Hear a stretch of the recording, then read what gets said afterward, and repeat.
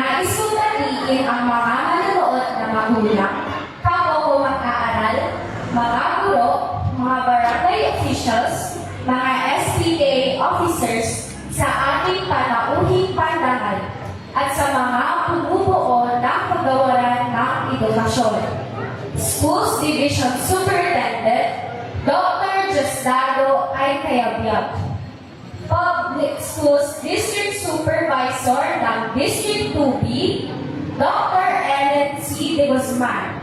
At sa ating Education Program Supervisor, Dr. Virgilio M. Padlan. At sa aming nanunuparang punong-guro na si Ginoong Gerardo Z. Doria. Sir, muli, magandang araw po sa inyong lahat. Una sa lahat ay nais ko po munang pasalamatan ang Panginoong Diyos sa pagbibigay niya sa akin ng pagkakataong magsalita at magbigay ng mensahe sa araw na ito. Ang araw na ito ay isang patunay na ang tagumpay sa buhay ng mga magsisibang tapos na mag-aaral tulad natin. Ito rin ay araw ng pagdiriwang. Isang pagdiriwang dahil pagkatapos ng isang taon sa kindergarten at 6 na mahabang taon ng pagtatamo ng ating pangunahing edukasyon, handa na tayong sumulong ng isa pang hakbang sa mas mataas na antas ng edukasyon. Ito rin ay isang malungkot na araw dahil malapit na tayong umalis sa ating mahal na paaralan, our alma mater, na umaruga at nagturo sa atin noong tayo ay maliliit pa na mga batang lalaki at babae na gustong makibahagi sa pang-araw-araw na gawain sa paaralan. Ilang taon pa lamang ang nakalilipas nang magsimula akong nangarap.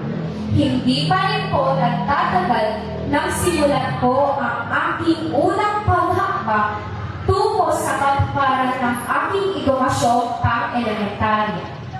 Ngayon, kasama ng aking mga kaklase, ay ipinagdiriwang namin ang aming tagumpay. Tagumpay na dulot ng aming mga pagsisikap at pagharap sa hamon ng buhay mag-aaral. Kay sarap pa ng damhin ang tagumpay. Opo, kay sarap damhin ng tagumpay. Mula nang pumasok ako sa paaralan, pinangarap ko po mapapilang sa magagaling sa klase. Dahil sa pangarap ito, kinailangan ko magsikap upang ang pangarap ay maging isang katuparan. Hindi po madaling abutin ang tagumpay. Maraming pagsubok ang kailangang lagpasan. Maraming tukso ang dapat paglabanan na maaaring maging hadlang sa ating paglalakbay. Nais ko po pasalamatan ang lahat ng mga tao naging bahagi ng masaya at makulay kong buhay ngayong elementarya. Sa aking mga magulang na humalinga sa akin simula sa pool, hindi ko po alam kung paano ko po kayo pasasalamatan.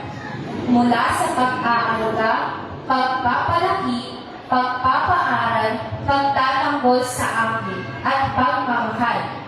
Tunay po kayo ay dakila.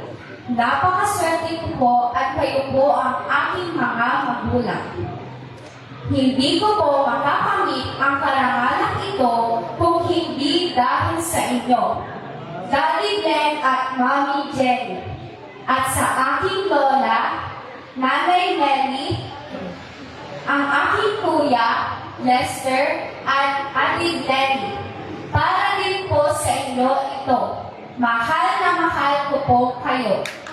Sa aming mga naging guro, mula kinder hanggang grade 6 sa Ano Elementary School, 10 ng aking mga kamag-aral, nais ko namin ipabatid ang aming taos-pusong pasasalamat sa inyong walang kapagurang paglilingkod at pagtuturo sa amin. Pati na rin ang aming principal, Sir Tanggapin niyo po ang aming sinserong pasasalamat. Sa aking mga kaibigan, Jubel, Riza, Jaisel, Thea, Princess, Chelsea, Ryzen at Jaren. At sa aking mga naging kaklase, kayo ang kasama ko sa mga oras ng tawanan, iyakan, asaran, tampuhan. Sa paghihiwalay-hiwalay natin, ay dala pa rin natin sa ating mga puso ang alaala ng ating pinagsamahan. Salamat sa pagkinig niyo sa aking mga kwento, hinaing at kasiyahan. Sana sa hinaharap, maalala niyo na minsan ay naging kaibigan at bahagi ako ng buhay niyo. Ating ipagdiwang ngayon ang kaligayahang dulot ng aming pagtatapos at patuloy pang hanapin ang mga pinto ng posibilidad sa lalo pang ikatatagumpay natin. Mga kapwa ko magsisipagtapos, ating sambitin, Tata Arlo Iesto, Ano Ariglado.